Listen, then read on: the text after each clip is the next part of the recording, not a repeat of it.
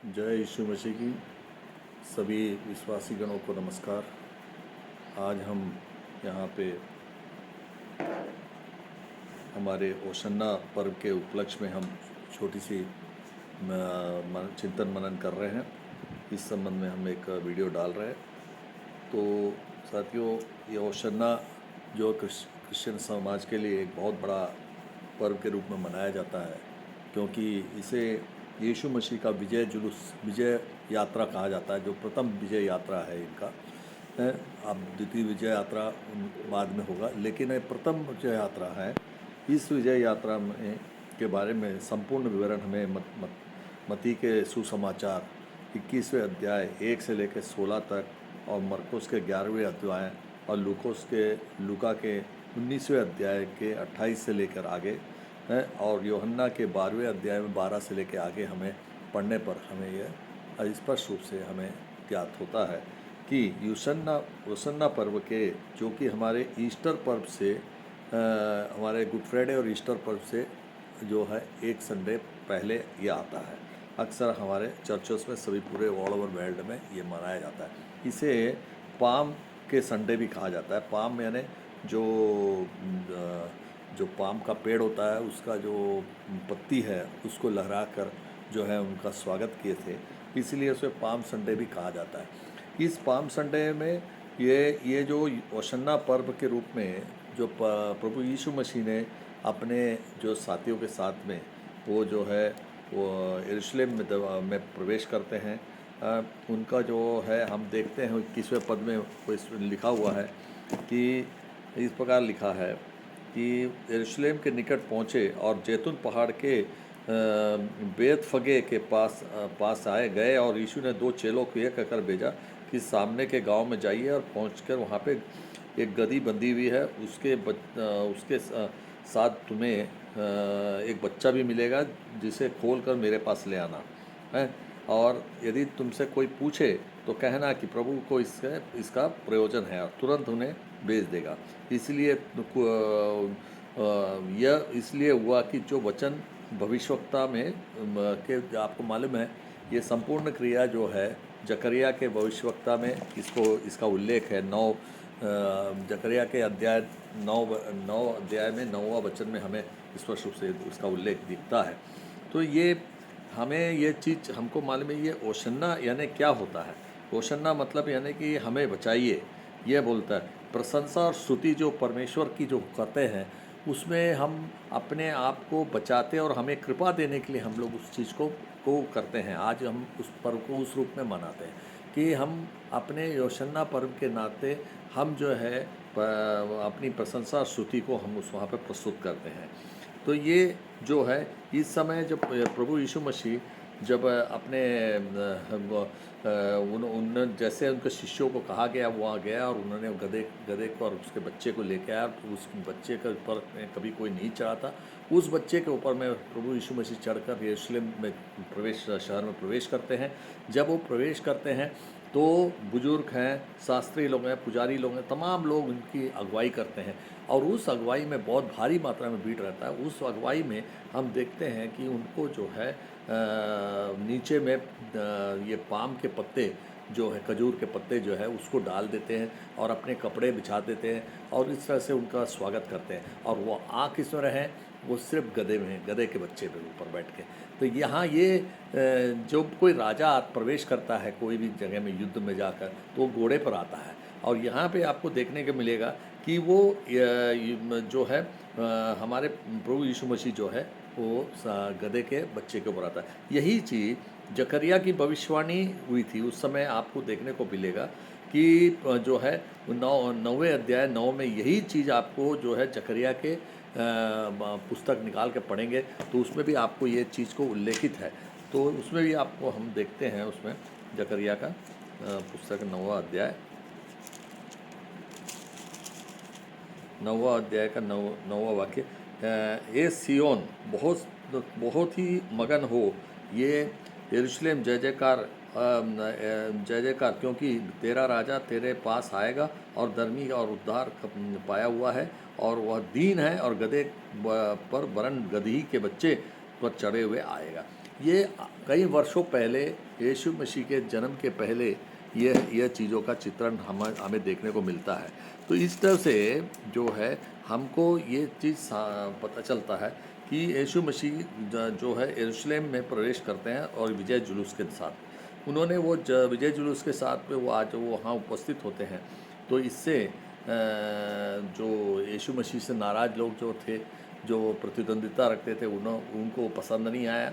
लेकिन हमें क्यों प्रवेश करते हैं उसके बारे में थोड़ा चिंतन करेंगे तो हम देखेंगे उनकी जो सेवकाई थी जो 3.5 साल की, वो 3.5 साल की सेवकाई का अंतिम समय आ चुका था, जिसमें उनको जो है यह दिखाना बहुत ज़रूरी था कि वो कितने नम्र हैं। इसीलिए वो गधी के बच्चे के ऊपर में बैठकर वो या वहाँ पहुँचे।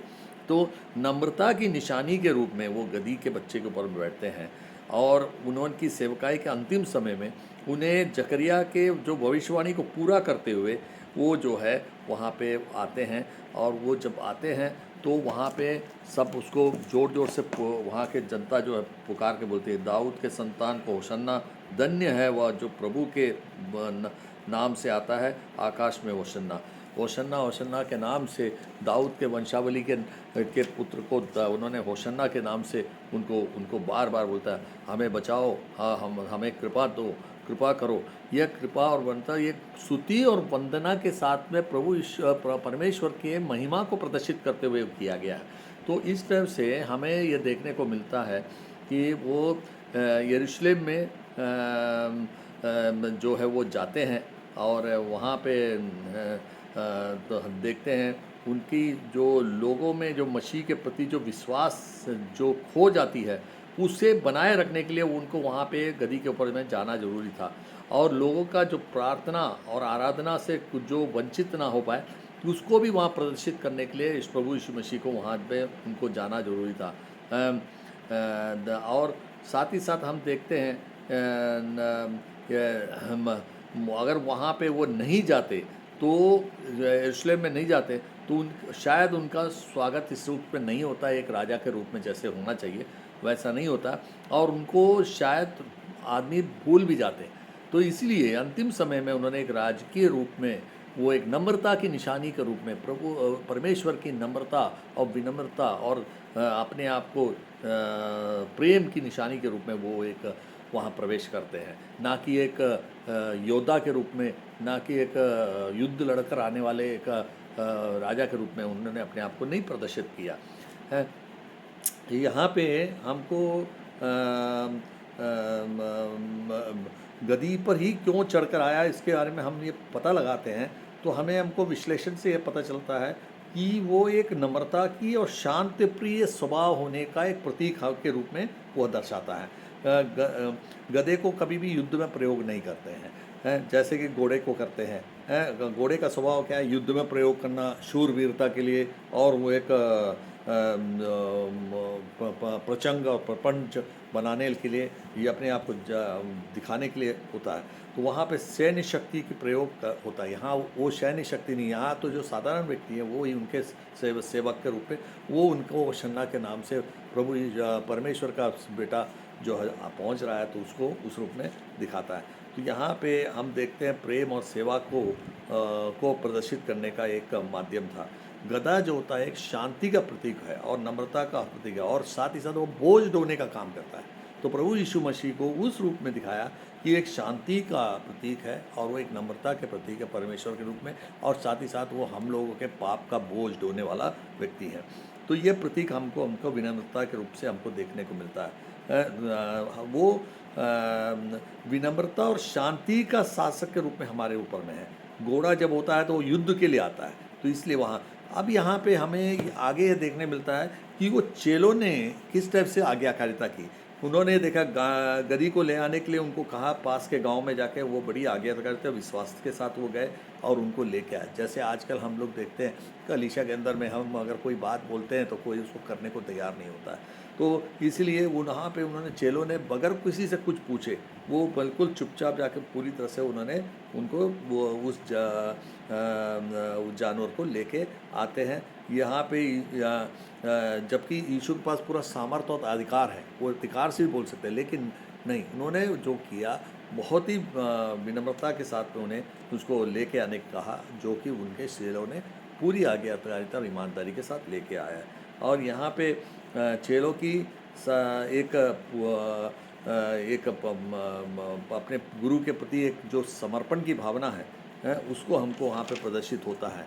तो जो आज हमें यह देखने को मिलता है कि प्रभु यीशु मसीह गधे के ऊपर में इस संसार में हमारे पास आते हैं, तो वो गधे के ऊपर भी आ सकते थे, लेकिन वो गधी के ऊपर में आकर हमारे को ये संदेश देते हैं कि प्रभु यीशु मसीह वास्तव में परमेश्वर का पुत्र है, और वो परमेश्वर का पुत्र जो है हम आज जो है हमारे बीच में आके हमें जो है वो संदेश शांति और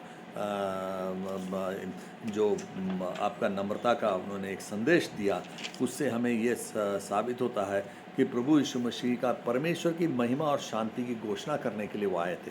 यरूशलेम में प्रवेश कर वो उन्होंने ये जो समाज के बीच में ये प्रचार किया कि हम प्रभु हमें बचाए, और ये जो संदेश के साथ में उन्होंने प्रभु यीशु मसीह को के राजा के रूप में सबके बीच में सर्वमान्य बताया गया, और इस तरह से हम लोगों के बीच में मोक्ष और मुक्ति का एक याचना करने वाली सिद्धांत को वहाँ प्रदर्शित किया गया। तो इस टाइप से हमारे जो ये ओशन्ना पर्व से हम लोग आज ये सीखते हैं कि हमें प्रभु यीशु मसीह जो है वो अपने इस पर्व को मनाकर हमें जो है सचेत करता है कि आप और हम जो है हमेशा नम्रता से जिए और प्रेम से जिए, शांति से जिए, और ना कि किसी से मार काट हत्या और अनावश्यक हमारे सुख समृद्धि के लिए उनका उद्देश्य है। हमारे प्रभु परमेश्वर का जो महिमा है हमारे घरों में हमारे पास में रहे, इस बात का उनको चिंता है। तो आज वो उस विजय का जो जुलूस थी, विजय जो पर्व था, उसका उद्देश्य और मकसद वही है।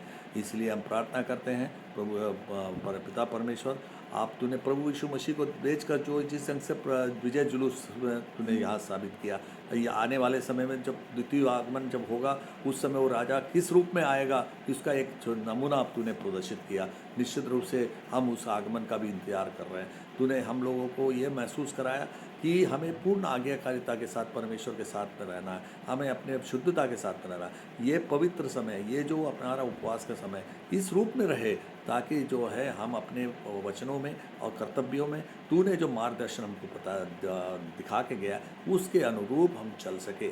यही उद्देश्य और यही पूर्ति हमारे जीवन में, हमारे परिवारों में और हमारे समाज में, कलीसिया में और इस देश में और तमाम संसार के सभी लोग जगहों में शांति, समाधान और शांति और महिमा प्रभु की बने रहे, और यीशु मसीह को राजा के रूप में स्वीकार कर पाए। यही हमारी इच्छा है, यही हमारी प्रार्थना है। जय यीशु मसीह की। सभी को धन्यवाद, और इस हमारे वाणी को सुनने के लिए पुनः हम अगले एक वीडियो में हम मुलाकात करेंगे। नमस्कार।